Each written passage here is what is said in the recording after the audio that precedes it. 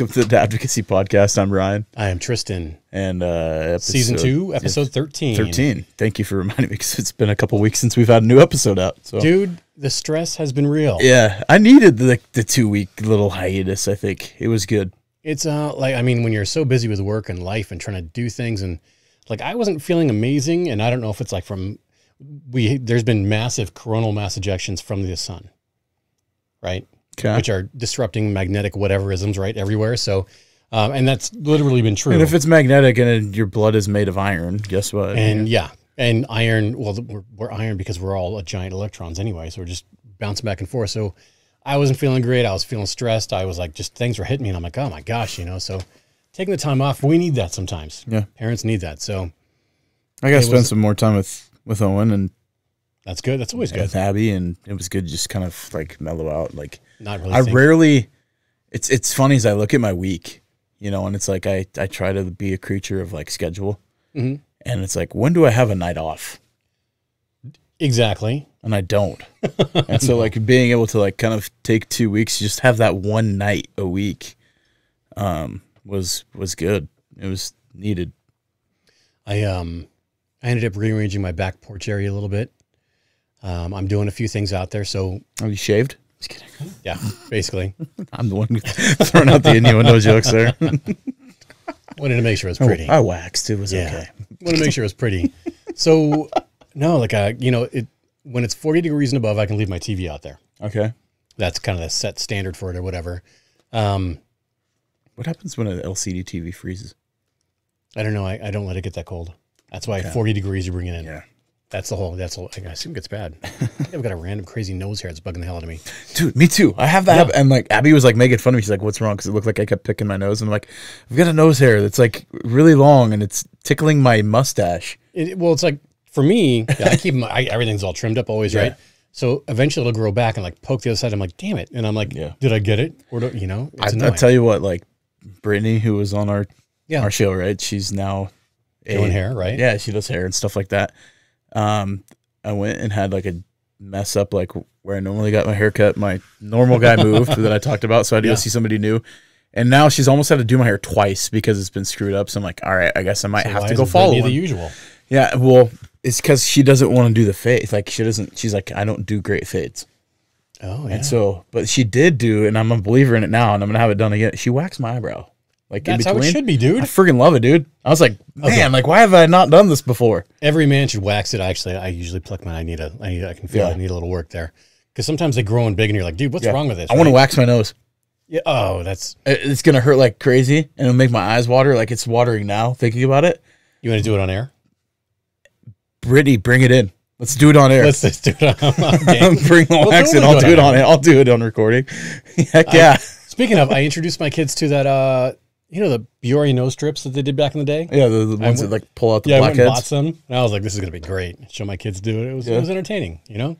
It's funny, is like that was always deceiving because like, oh, it's pulling out your blackheads. And like, no, all it's doing is actually like taking off that top layer of like skin protecting your pores.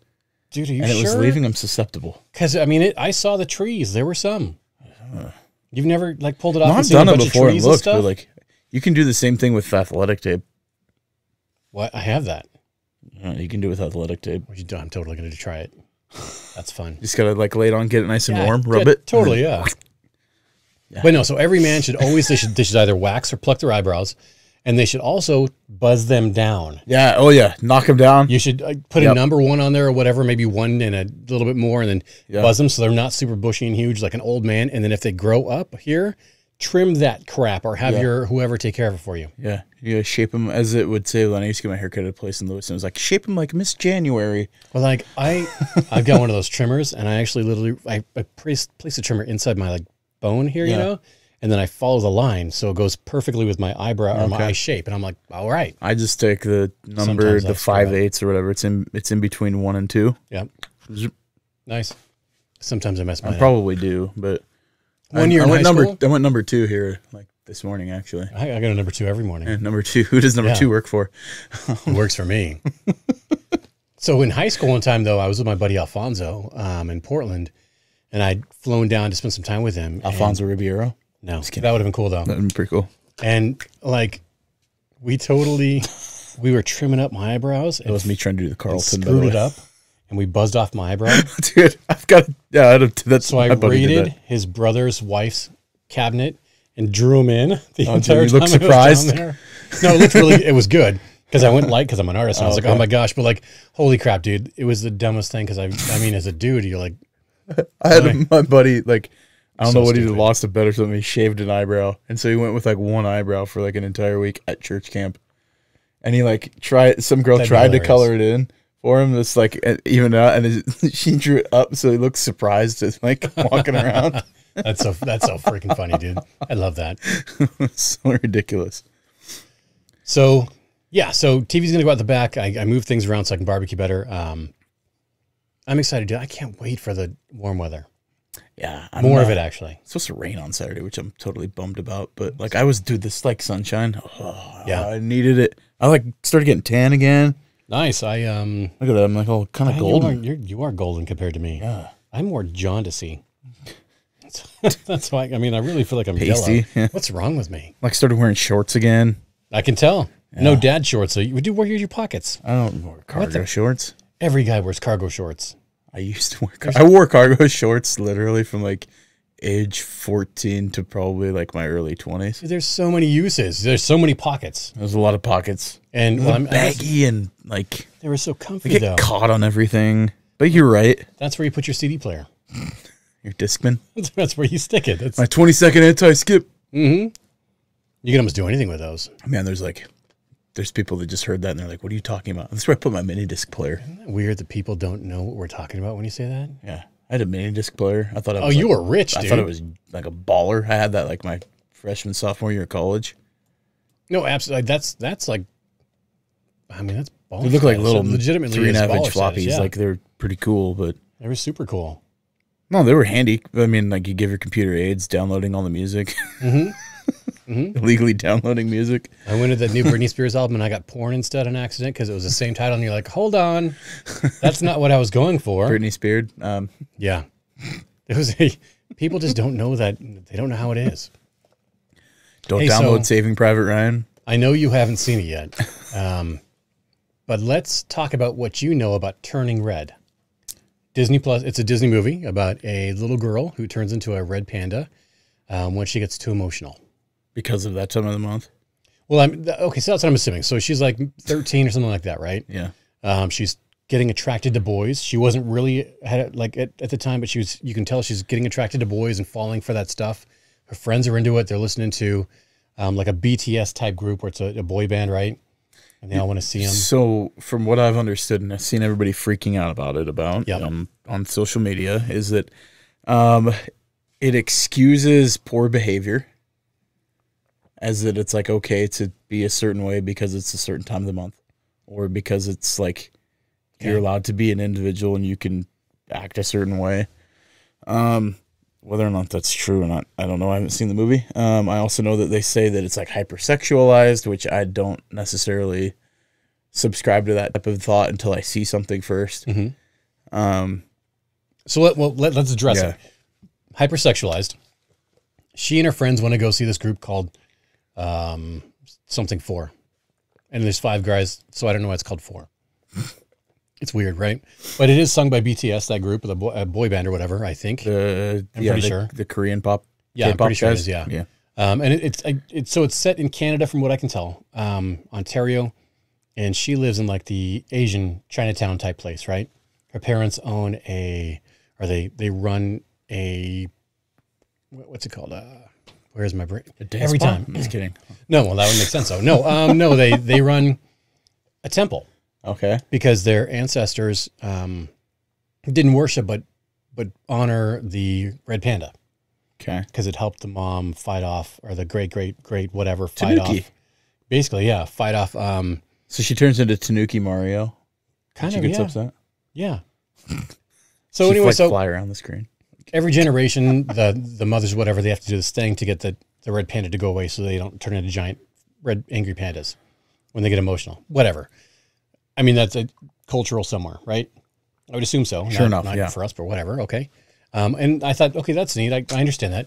So the little girl and her friends want to go see this the group coming to town to go sing. Her mom wants to be a perfect little angel, and she doesn't want to disappoint her mom. Okay. So she's feeling all that pressure at 13, right? Yeah. And I'm assuming going through the change, right? Going through the change, and when she gets super emotional, she turns into this. When Aunt Flo comes I don't know if that's the point, but I was like, oh, it makes sense. It's a turning red is, going to relate. So, and I'm assuming that's what it is. So, and her mom is like being prepared and trying to show up and be the good on the spot, I guess Asian mom. I don't know if that's how they all are, but what you see in the TV, right? Yeah. How they're super overprotective and over everything, right? So she shows up to the school with maxi pads and was like, oh, you forgot this, be careful, and that's obviously freaking embarrassing. So she transforms into this panda and runs home crying. That makes a lot of sense to me. So there's a Easter egg in that movie, apparently, that I've seen. I didn't see it. I need to. So if you're going to watch, I haven't watched it yet, but if you've seen it or you haven't, like, apparently when the first time she turns into the red panda at the school, the mom's running around, and then she comes into the school, in the classroom is sitting the skeleton of Kevin from Up. I'm going to have to watch it just to find out. Well, I have to watch it again because I did see it already. So then, but the mom's just super overprotective and she wants her daughter to be perfect. Well, so the movie, from what I can tell, is about the daughter feeling the pressure of being the perfect daughter and rushing home and doing everything her mom wants and everything exactly right because it's generational. They pass that feeling down through all of them. The mom wasn't good enough for her mom, right? Yeah. The mom never felt good enough for her mom, and that's why she turned to the panda. All these crazy things, and in the end, you find out, that's her mom never felt good enough or felt like she was good enough for her mom, her mother's mother. Right? Did they ever work through it? At the end, very end, yes. Okay. And the little girl decides she wants to keep her panda and not give it away because it's part of who she is. So it's an acceptance movie, and I'm like, I get it. She's rebelling. She yells, "Hey, I'm 13. I can do what I want. I'm an adult now." Okay. When have you? I've heard kids do that. I know it's dumb, but I've heard kids do that.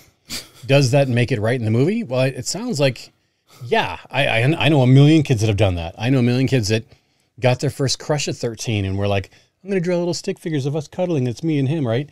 That's not sexualizing anything. That's just being kids. So like watching it, I thought it was a cute little movie. If you're a younger kid, you're not going to notice anything special about it. If you're an older kid, you're like, man, I went through that. I get it. I was like, like, well, I don't know if you did this with like your buddies, but like, we would always sit there and nobody would ever actually do it, but we would like dare each other to ask out a certain girl to see if you could make out. And we never did it. Yeah. You're like, oh, that's what boys do. Yeah, right? I'd totally make out with her. If they wrote the movie about a boy that did all this stuff and what boys go through, right? Yeah. Random boners, freaking punching each other in the nuts. Nocturnal emissions. Stuff. Yeah, like all those dumb things. Well, they'd be like, oh, it's super sexualized. Yeah. No, this is what people What's the capital? That name of the title of the movie would be like, what's the capital of Thailand? Right? Yeah. Yeah. Bangkok. And that would totally be a great title of the movie. That'd be super funny, actually. Oh my gosh, it's a Big Mouth almost, if you've ever seen that. Right? But it's totally true. The movie or that show is so inappropriate, but it's like, it's kind of funny. I mean, because you relate to it. That's why it's funny. You're like, oh my gosh. And that's why people think it's hilarious. But I'm like, I'm watching this movie and I'm like, dude, no. I don't see any of the outrage that was there. Yeah. Except for at the very end where she goes, my panda, my choice. And I'm like, and I get it. Maybe they're poking fun at it, whatever. Maybe they're trying to, throw that out there or whatever. But okay. It was a cute little movie. Okay. Yeah. So I'm not going to say don't watch it with your kids. I'm going to say it was fine. There was nothing wrong with it. Who I would punch in the face? No. Besides, like, not.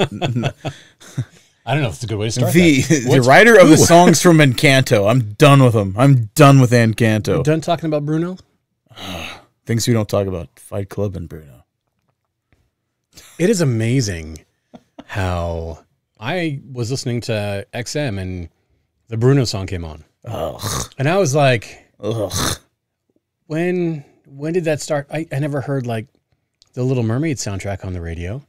I mean, okay, no, you would hear Lion King. Yeah, but that only, of course, but it was Can you feel? But everybody loved that. And okay, I guess you're right. There were some mainstream artists that did certain songs, like Mulan had one. Mulan had one. Well, that was Christina Aguilera did it, right? Pocahontas had Colors of the Wind, which was goodness, what? No, the singer of that. What was her name? Vanessa Williams. So hot. She's pretty. Oh my Lord. That's deliciousness right there. Dude. It's true.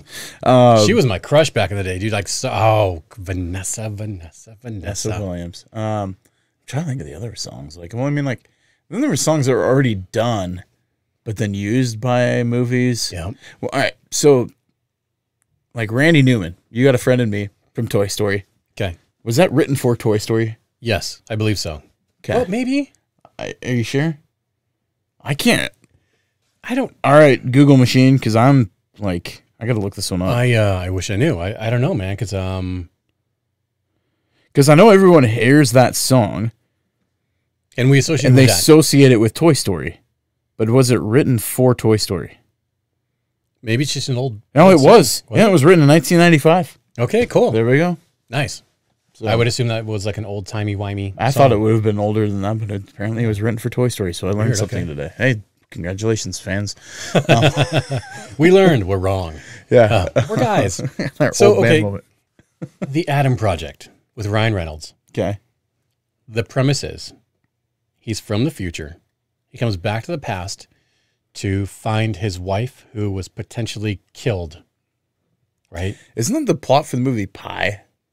I don't know, dude. I don't know. Or is that Requiem for a Dream or something? One of those movies, like back in the 90s, had like that same There's premise. lots of plots there. Okay. Well, if you're talking about What Dreams May Come, Robin Williams commits suicide, stays in purgatory to try and find his wife. That's a brilliant movie, though. Yeah. Because I know that one, it was Pi was the guy had amnesia and had to solve something like that. Yeah. his own or his what? Yeah, it was crazy. I'm trying. But he comes back in time and he sees his younger self. Okay. And interacts with his younger self because his younger self, apparently the spaceships or the ships they use run on your DNA, so that it's got to know, hey, if you're not physically fit enough, it won't activate the ship. Well, the younger self's a little boy, so he's like, "All right, here you go, good DNA." So it works. But dude, super fun movie. There's a lot of throwbacks to like there are scenes where it's distinctly from Flight of the Navigator. You're like, yep, I caught that. And you're like, oh, that's a Star Wars thing. Well, it's almost like the reverse of Tomorrow War. Yeah. It's so good though. Dude, you absolutely gotta watch it. It's just, it's fun. Ryan Reynolds is great in it. There's great son-dad bonding things going on.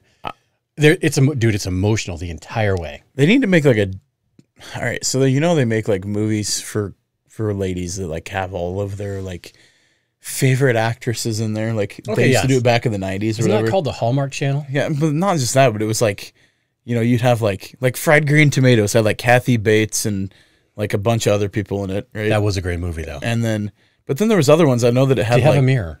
Yeah, like, I don't think he got it. I get it. I don't think Dolly Parton was in that movie too. Was she? Uh-huh. Oh, okay. I remember that. But yeah, but like they need to make one for dudes. Like I know that they made the one that had like Sylvester Stallone and Arnold Schwarzenegger. The Expendables. Lots of them.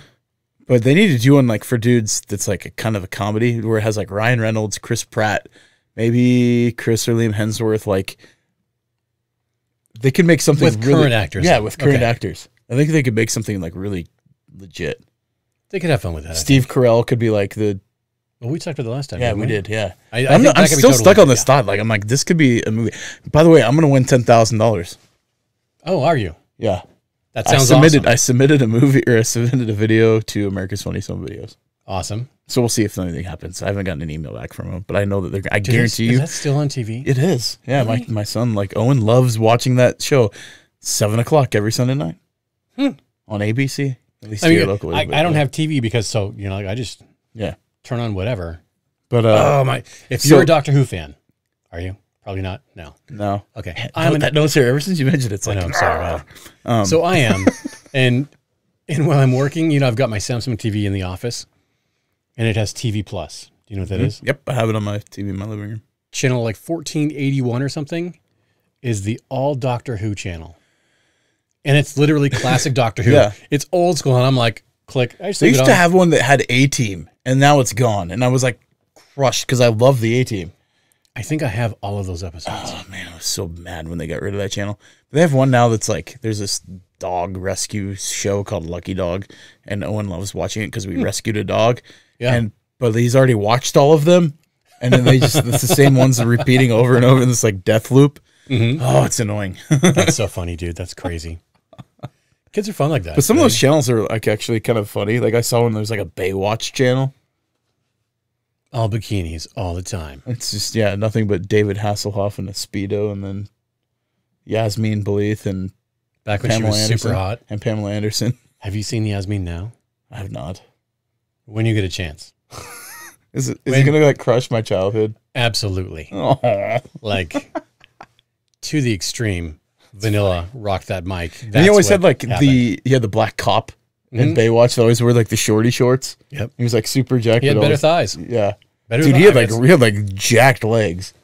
But it was kind of, I was like, thought it was like the weirdest casting because he was such a fuddy duddy, but he's just like, they made him to be like this bumbling dork. You know, but I don't know if that was the character or not. Like why? Who wrote that? I don't know. Do you think Hasselhoff was like, he was like, dude, to get me out of Germany, I want a bumbling idiot on here. Yeah. I can't be better. I have to be the best. And I have to drive a car similar to Knight Rider, but not Knight Rider. No, I love that car. I totally love that car. Yeah. Who didn't want to drive that? Yeah. But anyways, that yeah. I don't know how we got on the subject of that, but yeah. Baywatch. we like movies. It's fun. Is there anything else I've seen recently that was great? No.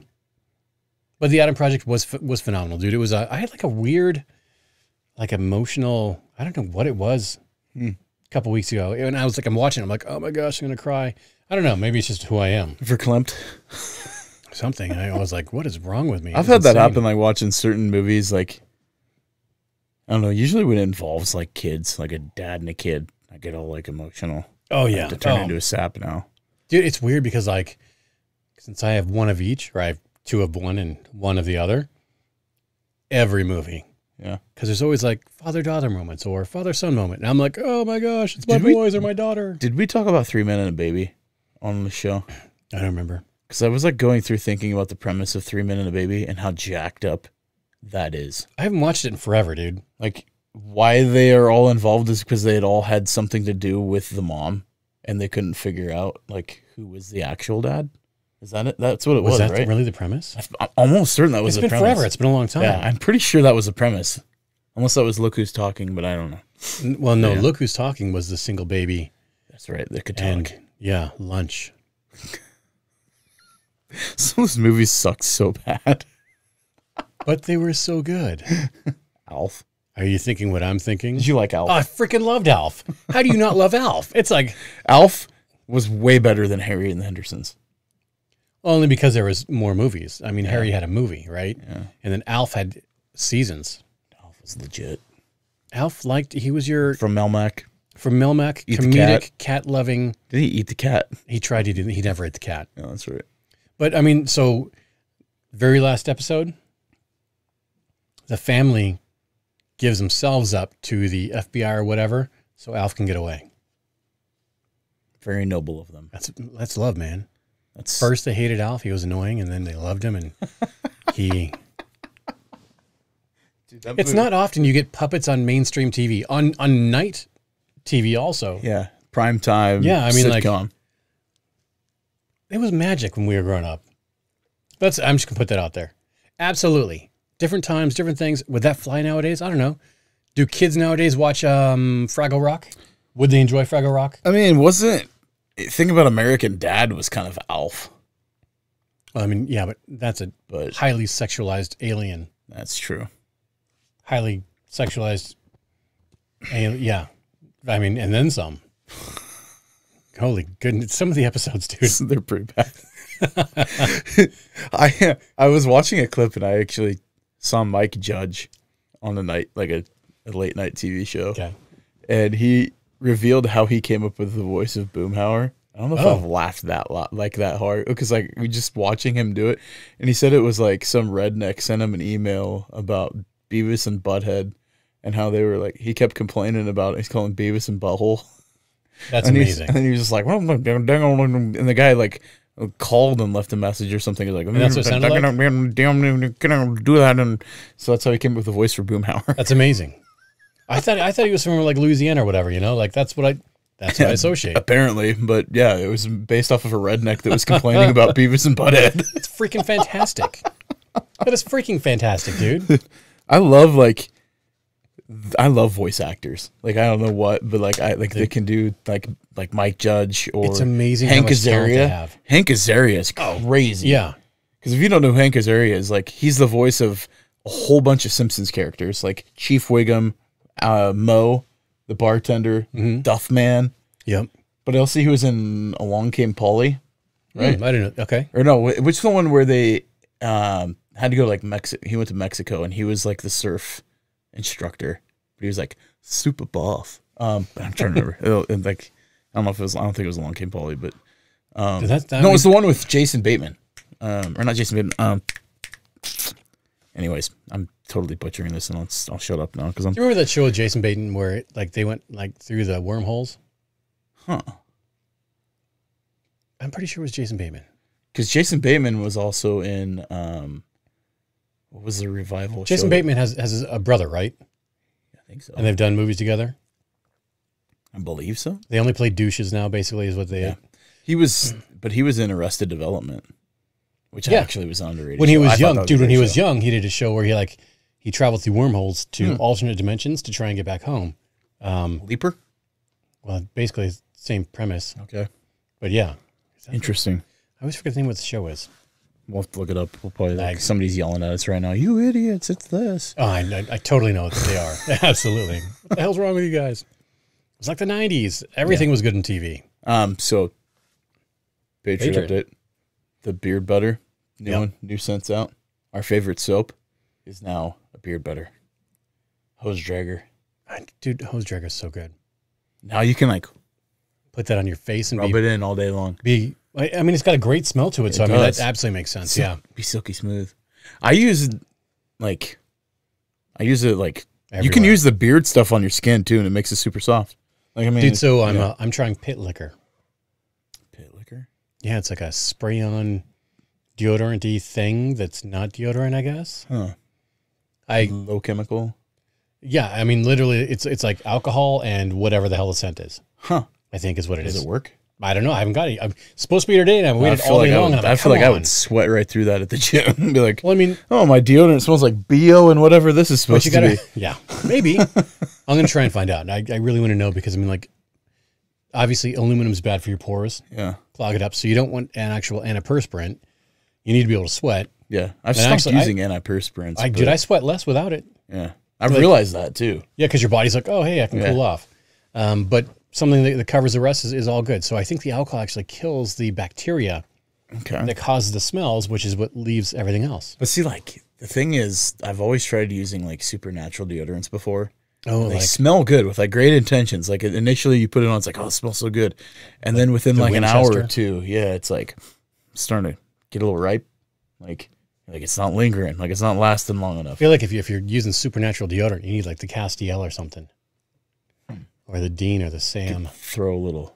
That's a supernatural comment about the TV shit. Never mind. Yeah. I'm sorry. You know what I was thinking, like, I bet you could, like, mix it with Gold Bond and make it stay. Keep it all powdery dry. Did you totally have, like, a mat of, you'd be like making armpit pancakes.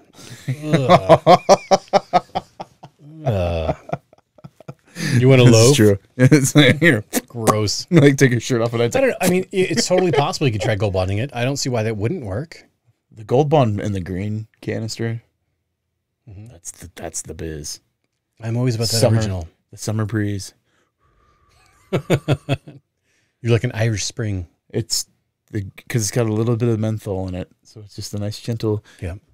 Dude, I think the original has menthol though. Not as much as the green one. Pretty sure. The green one's delightful in summer. Okay. For the plum basket. I'll try the green one maybe. You want it's very nice. It's cooling. Okay, cool. I like being minty. Freaking hair. So let's I was thinking about love. Right? What is love, Ron? Gonna find my baby, gonna hold her tight, gonna get some afternoon delight. All right, yeah, sorry, go ahead. That show's all about that song's all about sex. It is. Most people I fell in love once in the Kmart parking lot.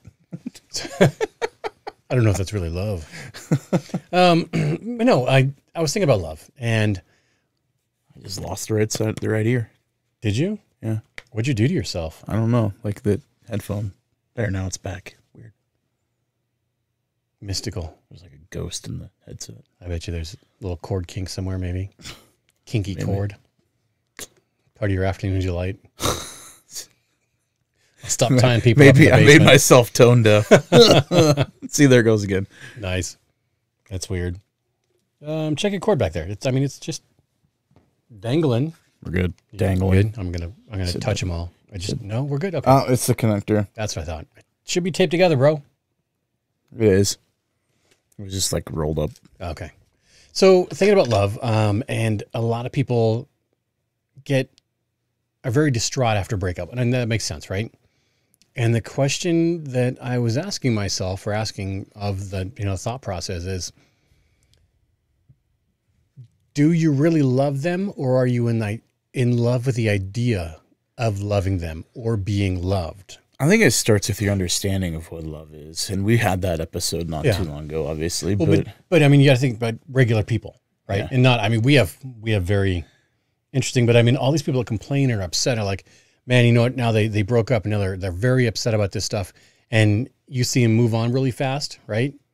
Those people, I feel like they're in love with the idea of having somebody, and that's what they assume love is. Someone loves me, so I feel more valued. They ignore I love this fact. They ignore the choice factor of what love is. Like, love has to be an action. Mm-hmm.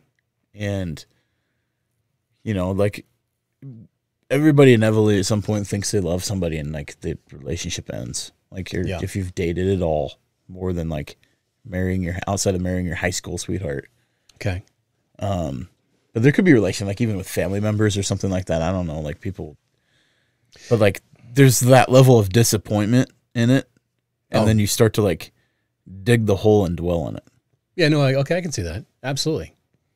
I feel like people are falling more in love with the fact that they're wanted and somebody's showing attention to them, right? Yeah. And then they project all of their hopes and all of their feelings and all their dreams on this other person to go, you are all of this. Without confirming that that's what they are, they just... boom, now you're all of this. You're my magic. Careful, you're teetering on the borderline of narcissism, but... Well, I mean, but sort of, yeah, but people do project that. Sure. All day long, they go, it's like when you fall in love with an actor or an actress, you're falling in love with a character you love them as, not who they are.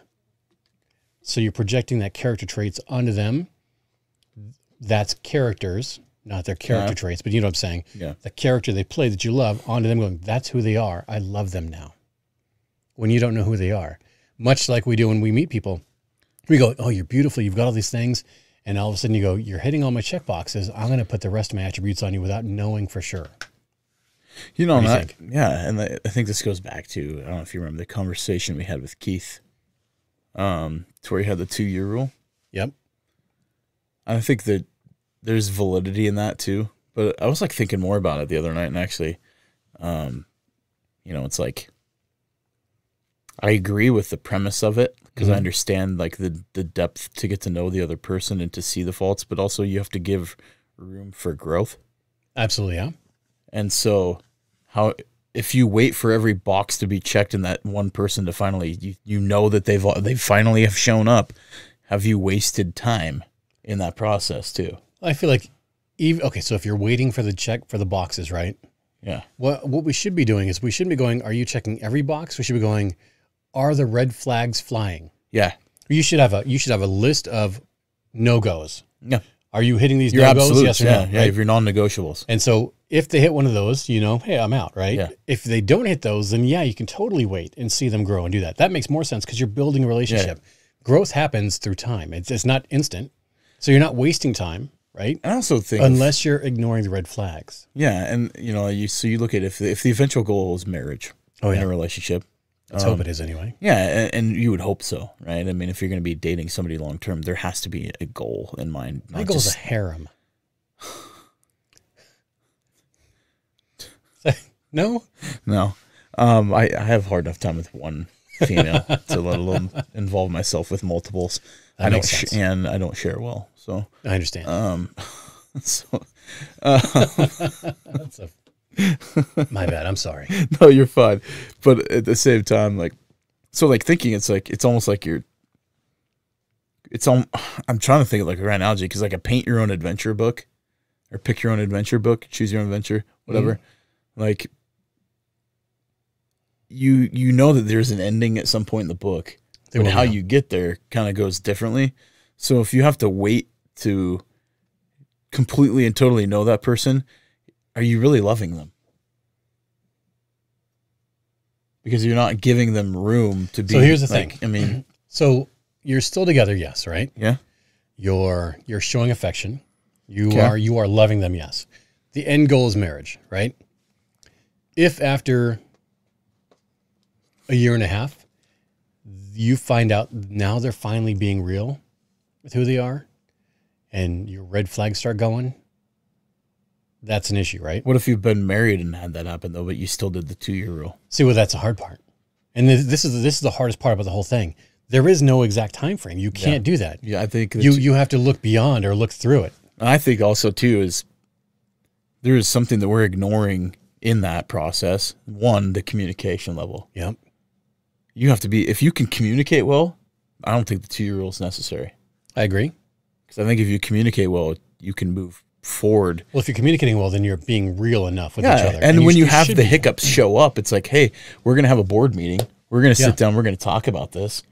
And we're going to come up with a solution, or we're going to come up with the agreement outside of that, like through this. At that board meeting, though, you're going to find out the real. Yeah. Are they going to work with you through it? Are they going to be honest about it and just be if they're just agreeable, that might be a flag itself. It could. Because they're just agreeable. I want to see what happens when you start spiking. What's kind of going on? Are you right? If she's feeling attacked and she attacks you immediately, and you're like, "Whoa, we're just having a conversation." That's a red flag, right? Yeah. It's hard because there are so many people that put on that fake shoe forever, and you don't know until you're like, now we're in this. Now you're screwed. That's the hard part, right? Yeah, and it's like, how many people do you know that like, and I know a few that's like, they're married and they've been married for multiple years and they've never had a hardcore fight. Mm-hmm. Some people don't have to because you're already communicating. Yeah, which is great, right? And so like that makes you think, it's like, well, that means that your communication levels are like, you're in tune with one another to know that like, no matter what the speed bump is that comes up, it remains a speed bump, and we're not going to turn it into a mountain. Yeah. We're just going to move past it. Yeah. It's tough because there is no time frame. You can't, 2-year rule is great. I think the 90, well, here's the thing. I feel like if you're going to get engaged, it should be no sooner than 6 months. Yeah. Only because in 6 months and you're engaged, you're spending more time together, you're doing all that, you're probably going to have a hiccup somewhere in there. Yeah. And you're going to see how that person's going to react somehow. Especially when you start planning for the finality of all of it. And you start trying to make a family work, right? Yeah. And I mean, so it's greater than 90 days when people, whatever, you just never know. But it's true though, that you can get into a relationship and be there for 3 years and still not see the truth. And it's not because you're not looking, but it's because they're not ready to give you the reality yet. And I could speak from personal experience in this because. Well, you should. Well, yeah. I mean, I dated That's somebody. why I dated for somebody for over 2 years, and then got married, and then it was like, hey, ta-da, here I am. Yeah, and I mean, there was like little sprinklings of it that like the stubborn side of me just wanted to work through, even though they weren't being worked through. Did you feel like you're doing I'm gonna hold on to this because if I don't, I've just wasted this much time. There was part of that, and that's tough to me because I don't know if you can ever waste time. No. It's hey. We're trying, we're dating. Yes, you want to date for finality. That's the goal, right? Find somebody you want to partner with the rest of your life, which is great. But you never waste time. Even if it's 3 years later and you're breaking up, you spent that time growing and learning and finding out, hey, either we're compatible or not. At least I didn't get married to you and realize that 10 years down the road, I literally wasted my time because I should have been with somebody that matched me more. That's the thing about the timeline thing. It makes a lot of sense if you're especially if you're in like 20s. Yeah. It makes sense because you have a lot more growing to do. Yeah. You're still becoming the person that you're supposed to be. Yeah. And I mean, we're always kind of becoming somebody, but if you want a family, there's that timeline too. Like that clock starts ticking, especially so if you wait long times and then like you're waiting 2 years every time you meet somebody. Well, dude, I mean, you're going to find yourself 37, 40 years old and like, oh, I guess I don't have kids. How many people have a 2-year relationship?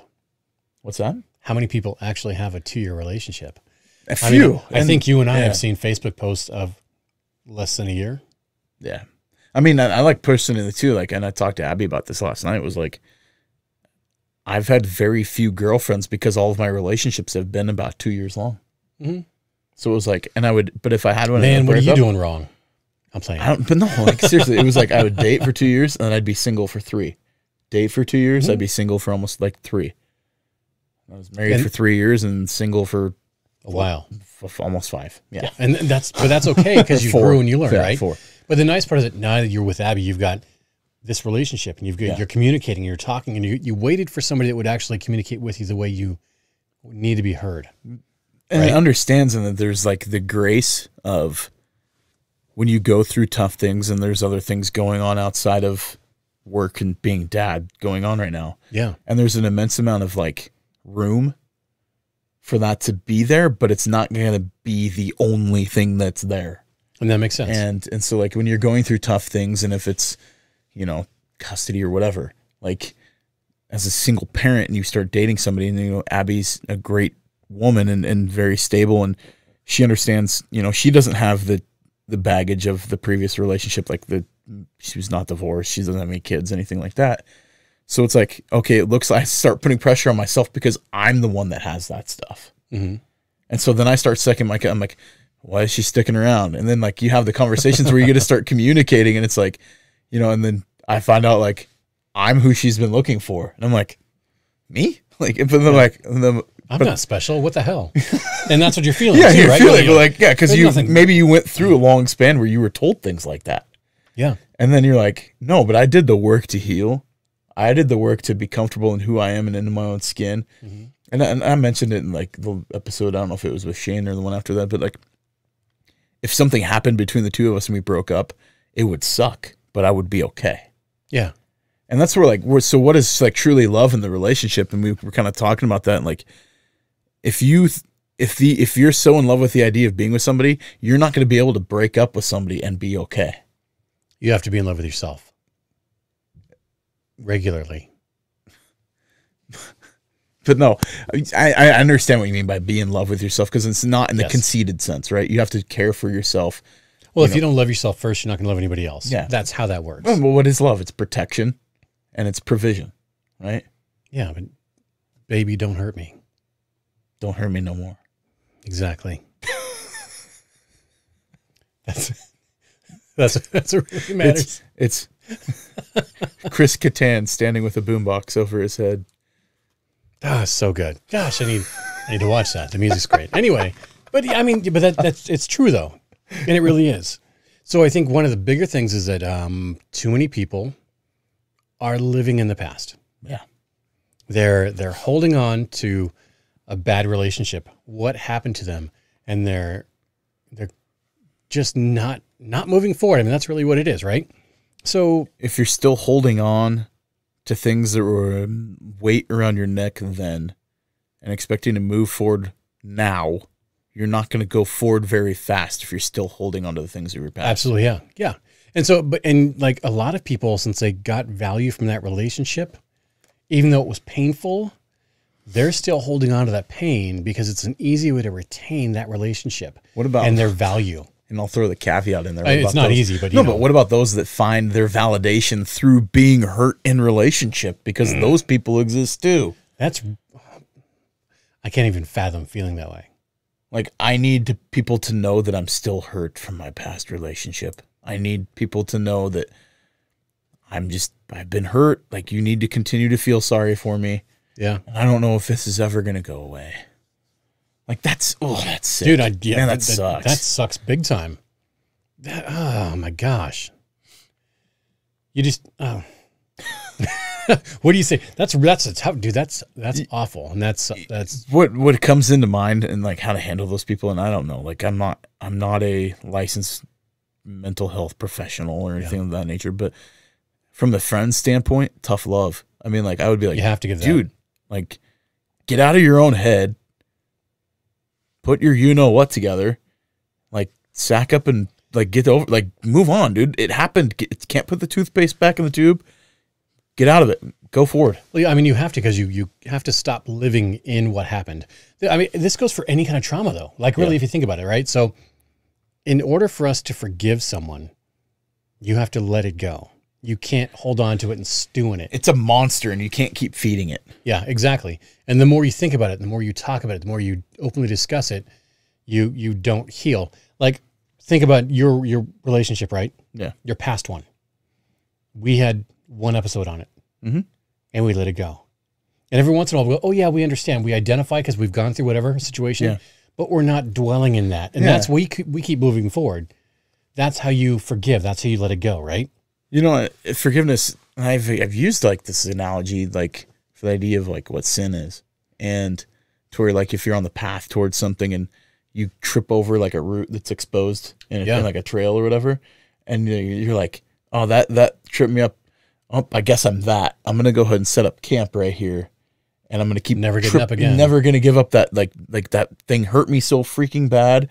I'm just going to, or if it was a good thing that you like, that's not good for you, I'm going to just go ahead and live in that. Right. Yeah. And so when you start to give those things that aren't meant for you power, or you want to dwell on those, and you think that that's the ultimate goal is like that pitfall is where I should stay.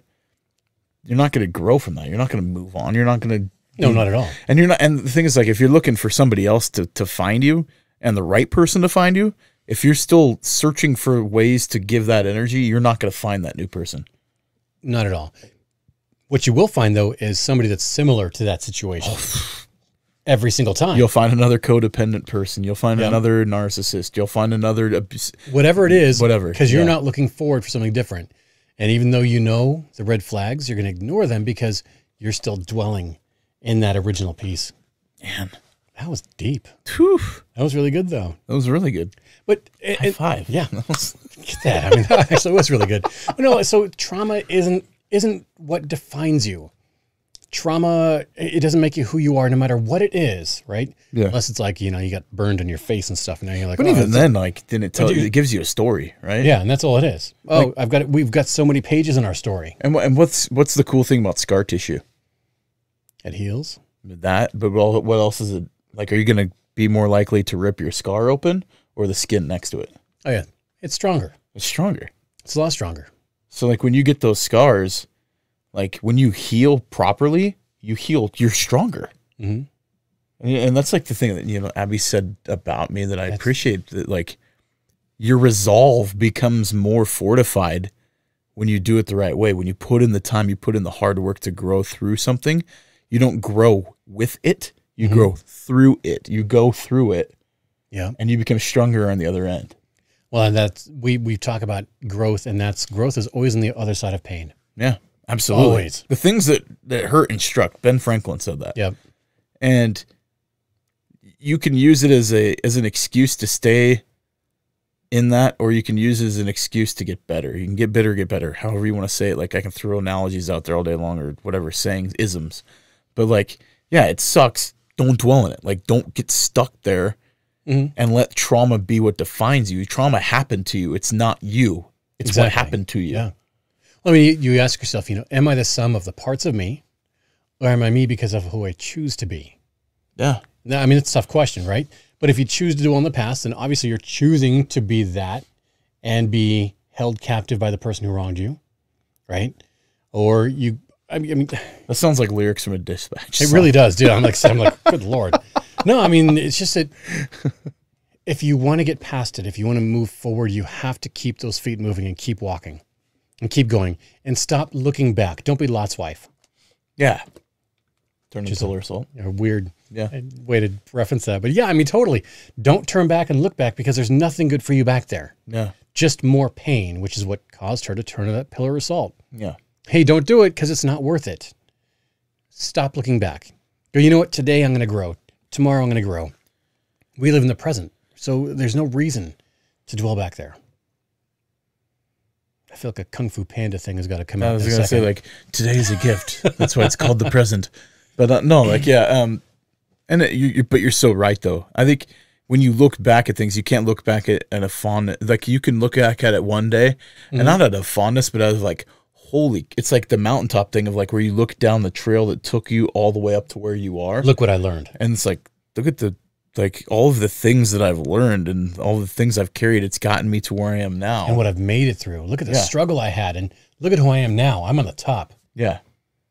And then you that's a good feeling. Yeah, it is. That's awesome. And it's not like self-absorbed or anything like that, because when you overcome like those giants in your life, that, I mean, when you, let's be honest, like when you're going through a crappy relationship or you're going through a crappy moment, maybe it's not seeing your kids, something like that, and you get to the other side of it and you find that victory, you find like the little things along the way that gives you, keeps like one more step, one more step, one more step. And it's just like, you keep going and you keep going and pushing it. And eventually you're like, holy crap, I've gotten somewhere. I've gotten here. And it's not, I've got more mountain to climb, or I've got, you know, maybe I get a little bit of a plateau. Maybe I don't have to climb as hard from the next little bit, but that gets me ready for the next climb. But you don't have to go back and grab onto those things that tripped you up. Yeah. And that's what happens when you go, oh, this happened to me, or this happened to me, or all of these things were bad in my past relationship, and I'm just going to hold on to that. That turns you into Sisyphus, where you're rolling the rock up the hill, you almost get to the top, and then all of a sudden it crushes you and you go back down the hill. It's awful. Yeah. But we, in order to forgive, this is all part of it. You have to move forward, or else you're going to be stuck dwelling on that. I agree. Oof. Are you the sum of who you are? I am the sum of who I choose to be. Absolutely. Because who I was is not who I am today. Think about who you were 5 years ago, 10, 20, 30, right? For me, 30, I was 12. Am I that kid anymore? No. Sort of, but no. Like you retain little bits, but I mean, I change, dude, daily, if not, you know, monthly, right? Because I'm always trying to better myself. But also the thing about character is that that's the stuff that doesn't necessarily change. As long as it's good character. Yeah, if it's good. Because like you want to keep the good traits. Yeah. Right? But you can create new ones also. And that's where change happens too. More good things. You could, one of the cool parts when you start to get to invest in others. Absolutely, yeah. That's when you start, you know, you finally got to the top and you're seeing people down there and you're like, let me throw you a rope. I'm going to help you get up here. And then, you know, that's... But you can't do it for them. No. You're just there to be the anchor for the rope. They've got to climb.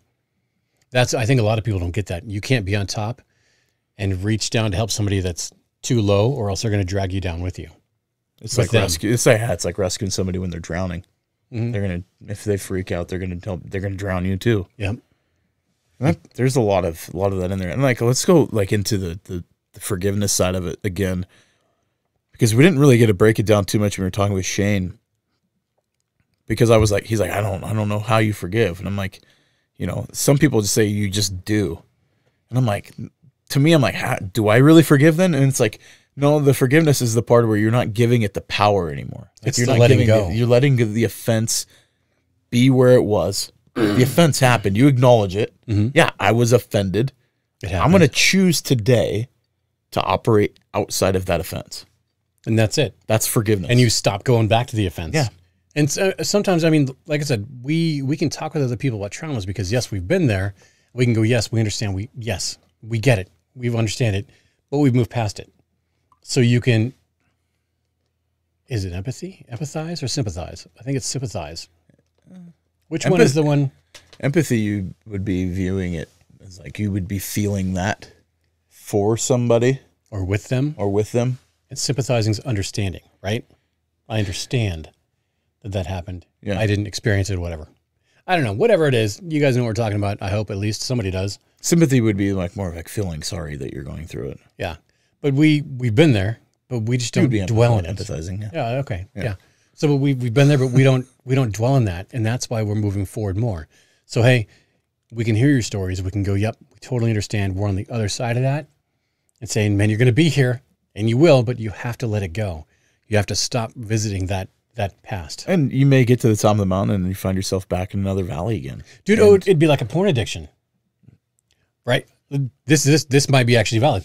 with a porn addiction, you have to go cold turkey. You can't be like, oh, it's just a little bit. Yeah. You've got to go cold turkey. Every time you come back to Cleave it. yourself immediately and don't go back. It's like a crack addiction or anything else. And this is how you forgive also. You can't keep going back to it. You can't go, oh, we're going to, no, because that's part of an addiction cycle. You have to detox. Yeah. It's the same. Yeah. You have to detox from your trauma.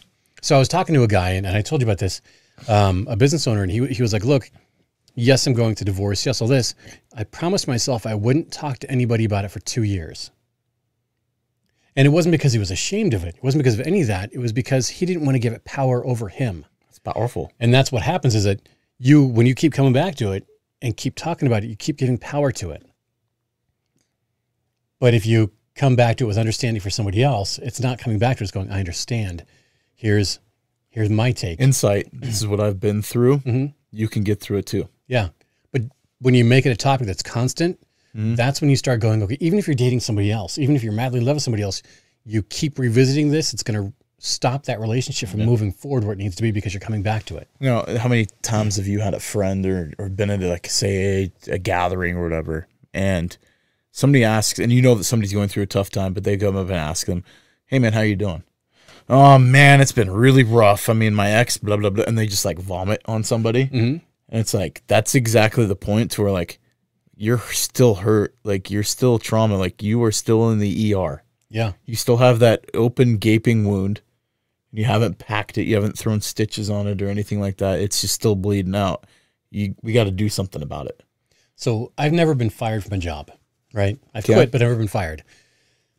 But if I was ever to be fired from a job. Is it different than being laid off? I don't know if there's any difference at all, honestly. So I've been laid off because like they were going out of business. Oh, that's totally I've different. never been fired. So let's say you're fired or whatever, right? Yeah. What do you do the next day? Do you dwell in it? I went and found another job. I went and found another job. Exactly, right? That it's the same scenario. Just because you were fired from your relationship, because it sucked or because whatever bad happened, you don't keep focusing on it. You move forward the next day. Not for another relationship or whatever. I mean, I don't know, whatever. But you know what I'm saying? Yeah, it's like the people that leave their job voluntarily and then go back to school so they can do something else. And they just different life paths, which is good, but you don't focus on the negative that happened. Oh, this horrible thing happened to me. Now you're going, I'm moving forward from that. That happened, I'm going to leave it there. I don't care anymore. I have to do better. I'm going to be better. And you keep pressing on. That's forgiveness also. I like it. Because you're allowing yourself that. Yep. Good episode. We like this stuff. Yeah, that was good. Yeah. I think it was like a shotgun blast of like depth. I like it. It was. You flew like a grenade of truth out there. I hope somebody's listening. That's all that matters. Dude, I think we're good though. Yeah. Yeah. I think we're great. Awesome. That was a good episode. So for the Dadvocacy podcast, episode 13 of season 2, I'm Ryan. I am Tristan. And we'll see you again. Glad to be back. Yeah. Absolutely, yeah.